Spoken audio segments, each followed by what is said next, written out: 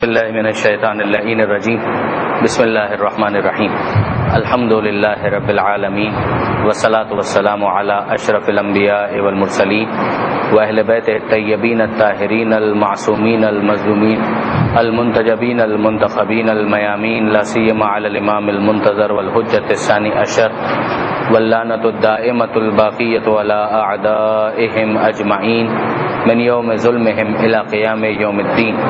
اللهم إنا نرغب إليك في دولة كريمة تعز بها الإسلام وأهله وتذل بها النفاق وأهله وتجعلنا فيها من الدعاة إلى طاعتك والقادر إلى سبيلك وترزقنا بها كرامة الدنيا والآخرة. رب اشرح لي صدري ويسر لي أمري واحلل عقدة من لساني يفقهوا قولي واجعلني خالصا لوجهك الكريم يا الله. صلوات على محمد وآل محمد.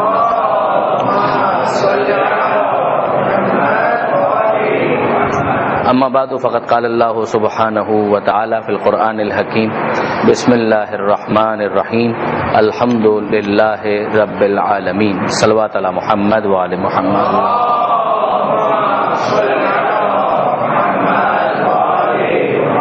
برادران عزیز، ایک تو میں گزارش کروں کہ اگر ہو سکے تو تھوڑا تھوڑا آگے تشریف لے آئیے تاکہ کچھ آپ سے قربت زیادہ ہو سکے. درود بھیجیے محمد و آل محمد پر.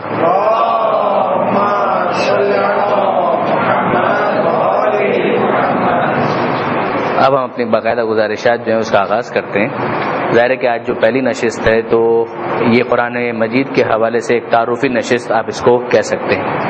انشاءاللہ اگلی مرتبہ سورہ مبارکہ فاتحہ پر ہماری گفتگو ہوگی اور ہماری کوشش ہوگی کہ اگلی نشست میں سورہ مبارکہ فاتحہ پر ہماری گفتگو مکمل ہو جائے اور پھر اس کے بعد انشاءاللہ سورہ مبارکہ بقرہ پر ہماری بات چیت اور گفتگو آگے بڑھے گی. یعنی وہاں سے شروع ہوگی اور اس کے بعد اس کو خدا اگر توفیق دے گا تو انشاءاللہ مکمل کرنے کی کوشش کریں گے. وہ ظاہر ہے ایک نشست میں نہیں ہو سکے گی، اس کے لیے تو تقریباً 50-60 نشستوں کی ضرورت ہوگی، لیکن حرج نہیں ہے. اگر فرض کیجئے کہ پورے سال کے اندر بھی یہ کام ہو جاتا ہے تو اس میں کوئی حرج نہیں ہے. قرآن مجید کے حوالے سے تعارفی جو نشست ہے اس حوالے سے میں کرنا چاہوں گا کہ کچھ عنوانات، کچھ اصطلاحات جو ہمارے سامنے آتی ہیں جنہیں بعض اوقات مجالس کے اندر بھی مورد بحث اور موضوع گفتگو قرار دیا گیا، مگر چونکہ ایک باقاعدہ نشست ہو رہی ہے لہذا کچھ چیزیں ممکن ہے جو مجالس میں آپ سنتے رہتے ہیں ان کو ہم ریپیٹ بھی کریں گے. سب سے پہلے تو خود لفظ قرآن کے اوپر اگر ہم غور کریں کہ خود قرآن کے لفظ کا مطلب کیا ہے. اس کا مادہ تو ہے قرأ، اور اسی سے نکلا ہے وہ لفظ جو اقرا جو ہم سنتے ہیں کہ پہلی وحی کے اندر استعمال ہوا. اقرا بسم ربک الذی خلق، پڑھیے اپنے رب کے نام سے کہ جس نے پیدا کیا. قرآن کا مطلب ہے پڑھنا یا ریڈنگ، اور اسی اعتبار سے اس کتاب کو پڑھی جانے والی کتاب قرار دیا گیا کہ یہ وہ کتاب ہے کہ جس کا مقصود یہ ہے کہ اس کو پڑھا جائے. ظاہر ہے کہ پڑھنا یہ پہلا مرحلہ ہوتا ہے کہ جس کے بعد پھر سمجھنے کا مرحلہ ہوتا ہے اور پھر تیسرے مرحلے میں اس پر عمل کرنے کی باری آتی ہے اور چوتھے مرحلے میں دوسروں کو اس کتاب کی طرف دعوت دینے کا مرحلہ آتا ہے. یہ بڑی ایک لاجیکل سیکوینس ہے جو کسی بھی کتاب کے اوپر اپلیکیبل ہے جس کے اندر اس قسم کا کوئی دستور دیا گیا ہو. تو خصوصیت کے ساتھ وہ کتاب جو خدا کی طرف سے آئی ہے تو پہلا مرحلہ یہ ہے کہ اس کتاب کو پڑھا جائے، دوسرا مرحلہ یہ ہے کہ اس کتاب کو سمجھا جائے، تیسرا مرحلہ یہ ہے کہ اس کتاب پر عمل کیا جائے، چوتھا مرحلہ یہ ہے کہ اس کتاب پر دعوت عمل دی جائے کہ دوسروں کی طرف بھی اس پیغام کو پہنچایا جائے اور القاء کیا جائے. تو یہ تو ہو گیا اس کا لفظی مطلب. اب ظاہر ہے کہ یہ 114 سورے جو ہیں ان کے کمپائلیشن کو، اس کے مجموعے کو عنوان قرآن دیا گیا. ایک تو اس کا مصدری مطلب ہو گیا کہ پڑھنا یا ریڈنگ، اور ایک یہ ہے کہ یہ جو 114 جو سورے ہیں ان کے اوپر اس لفظ کا اطلاق ہوتا ہے. اس کے جز پر بھی ہوتا ہے، اس کے کل پر بھی ہوتا ہے. مثلا اگر آپ فرض کیجئے کہ سورہ یاسین پڑھا ہوا ہے تو ہم یہ کہہ سکتے ہیں کہ یہ قرآن پڑھا ہوا ہے بہ عنوان کہ یہ قرآن کا ایک سورہ پڑھا ہوا ہے. اور 114 سورے ایک ساتھ اگر پڑھے ہوئے ہیں تو ان کو بھی کہا جائے گا کہ یہ قرآن ہمارے سامنے ہے اور یہ 114 سوروں پر مشتمل ہے. تو ایک اصطلاح تو ہمارے سامنے آئی خود قرآن، جس کا مطلب میں نے عرض کیا. اب آئیے دوسری ایک اصطلاح کی طرف ہم توجہ کریں. اصطلاح ہے ہمارے سامنے سورہ. سب سے پہلا تو یہ سوال ہے کہ کیا یہ سورے کی اصطلاح قرآن مجید نے خود دی ہے، پیغمبر اکرم نے دی ہے، معصومین نے دی ہے؟ جواب جی ہاں. قرآن مجید کے اندر خود یہ لفظ سورہ استعمال ہوا ہے. سورہ مبارکہ بقرہ کے اندر بھی استعمال ہوا, سورہ مبارکہ نور کے اندر بھی استعمال ہوا, اور دیگر مقامات پر یہ لفظ استعمال ہوا ہے. فاتو بسورۃ من مثلہ, اس جیسا ایک سورہ بنا کر لے آؤ, اس جیسے 10 سورے بنا کر لے آؤ. یہ جب استعمال ہوئے ہیں یہ الفاظ قرآن مجید کے اندر, تو اس میں لفظ سورہ استعمال ہوا ہے. سورہ کا ڈکشنری کے اعتبار سے, لغوی اعتبار سے کیا مطلب ہے؟ جو دیوار شہر ہوتی ہے اس کو کہا جاتا ہے سورہ. اب آج کل تو ایسا وہ کانسیپٹ نہیں رہا کہ باقاعدہ شہر کے گرد ایک دیوار کھینچ دی جائے, لیکن پہلے یہ بہت کلیئر ایک چیز تھی کہ جو استعمال ہوتی تھی, دیوار شہر. ممکن ہے کہ ایک شخص شہر میں داخل ہونا چاہے اور اس کو دیوار شہر پر رکنا پڑے, اگلی صبح کو جب دیوار شہر کھولی جائے جو دروازہ ہے اس کے بعد وہ پھر اندر داخل ہو سکے. آج کل جیسے ہم دیکھتے ہیں ٹول پلازا ٹائپ کا, اب وہ تو کوئی دیوار تو نہیں ہے, وہ تو درمیان میں کھانچے سے لگے ہوئے ہیں کہ جس میں آیا جا سکتا ہے جایا جا سکتا ہے. مگر پہلے یہ چیز بہت کامن تھی کہ شہر کے گرد ایک دیوار کھینچ دی جائے, وہ حفاظت کے لیے ضروری ہوتی تھی. قرآن مجید کے 114 سورے ہیں. کیا مطلب ہوا کہ 114 دیواریں ہیں, یعنی اس دیوار سے اس دیوار تک جو مجموعہ ہے یہ ایک اینٹیٹی ہے, اور اس اینٹیٹی کو کہا گیا سورہ. اسی طرح مثلا 7 آیتوں پر مشتمل سورہ فاتحہ, یہ بسم اللہ سے لے کر جو غیر المغضوب علیہم ولا الضالین ہے, کہ یہ ایک سورہ مکمل ہو گیا. تو اب ایک بسم اللہ سے لے کر جو دوسرا بسم اللہ ہے, اس بسم اللہ سے پہلے ایک سورہ مکمل ہو جائے گا. تو سورہ مبارکہ بقرہ ہے, یہ دوسرا سورہ ہے, یعنی ایک اور دیوار شروع ہوئی.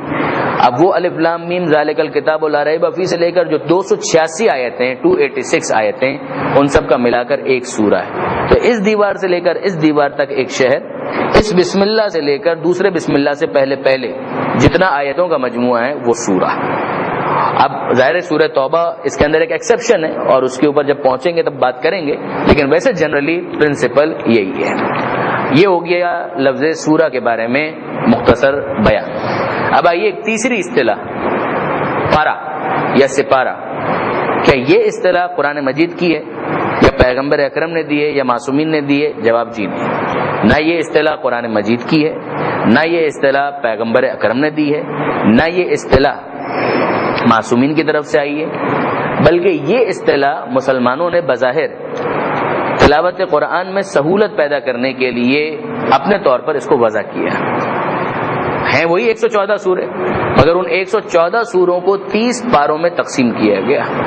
اور وہ 30 پاروں میں تقسیم کرنے کا مقصد بظاہر یہ سمجھ میں آتا ہے کہ اگر ایک مہینے میں قرآن مجید کو ختم کرنا ہو تو ایک نشانی رکھی جا سکے کہ بھائی یہاں سے یہاں تک پڑھ لو تو ایک پارا ہو گیا, دوسرے دن یہاں سے یہاں تک پڑھ لو تو دوسرا پارا ہو گیا, تیسرے دن یہاں سے یہاں تک پڑھ لو تو تیسرا پارا ہو گیا.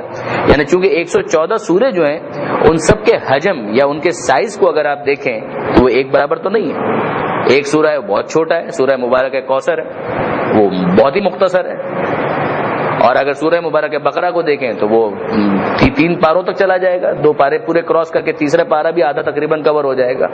تو یہ ریزن تھا, سمجھ میں آتا ہے کہ یہ ریزن رہا ہوگا کہ 30 حصوں میں اس طرح سے تقسیم کیا جائے کہ تقریباً اتنا ہی سائز بن جائے, اتنا ہی والیوم بن جائے. اسی لیے جو مشہور جو اس کا خط ہے عثمان طاہا کا, اس کے حساب سے آپ دیکھیں تو آلموسٹ 20 پیجز کے اوپر ایک پارا آ جاتا ہے, آلموسٹ تقریباً 20 صفحوں کے اوپر ایک پارا آ جاتا ہے. تو وہ اس کی ملٹیپلیکیشن کر کے اگر آپ کیلکولیٹ کریں 604 صفحے کل اس کے بنتے ہیں, جو ایوریج میں 20 سے کچھ زیادہ ہوگا, لیکن اوور آل 20 صفحوں کا ایک پارا بن جاتا ہے. یہ تلاوت میں اور قرأت کے اندر سہولت پیدا کرنے کا ایک مقصد سمجھ میں آتا ہے. یہ بھی یاد رکھیے گا کہ جو 30 پارے ہیں تو ہر پارے کے اختتام پر یہ ضروری نہیں سمجھا گیا کہ کوئی موضوع باقاعدہ مکمل ہو رہا ہو, یہ ضروری نہیں سمجھا گیا. اسی لیے ہمیں نظر آتا ہے کہ ایک موضوع چل رہا ہے اور وہ ایک پارے کے اندر آیا اور دوسرے پارے کا آغاز ہو گیا اور اسی موضوع سے متعلق آیتیں اس کے اندر موجود ہیں. مثلا آپ سورہ مبارکہ یاسین کو دیکھ لیں کہ جہاں پر 23واں پارہ شروع ہوتا ہے, 22ویں پارے کے اندر سورہ یاسین شروع ہو جاتا ہے اور 23ویں پارے تک جاتا ہے. اور وما لی لا اعبد الذی فطرنی والیہ ترجعون والی جو آیت ہے اس کا بالکل جو رابطہ ہے وہ پیچھے سے ہے, جبکہ وہاں سے ایک نیا پارا شروع ہو رہا ہے. تو بہرحال پاروں کے اندر یہ مقصود ہی نہیں تھا کہ موضوع کے حوالے سے کوئی رعایت کی جائے, یہ لوگوں نے اپنی سہولت کے لیے اسے 30 پاروں کے اندر تقسیم کر لیا. جو اصل جو اصطلاح ہے وہ ہے سورے کی اصطلاح کہ 114 سورے ہیں, اور اس کے حوالے سے جو مزید کچھ باتیں ہیں وہ بھی معرض بھی کرتا ہوں. سپارہ یا پارا جو ہے, میں پھر عرض کر رہا ہوں کہ یہ اصطلاح نہ قرآن کی دی ہوئی ہے اور نہ ہی یہ اصطلاح معصومین کی دی ہوئی ہے، بلکہ برادران اہل سنت بھی ایسی کوئی بات نہیں کہتے، وہ بھی یہی باتیں کہتے ہیں کہ نہیں قرآن مجید کے اندر نہیں آئی ہے، کسی حدیث کے اندر یہ اصطلاح استعمال نہیں ہوئی ہے۔ اب آئیے ایک اور اصطلاح کی طرف، اور وہ ہے رکوع، جو آپ دیکھتے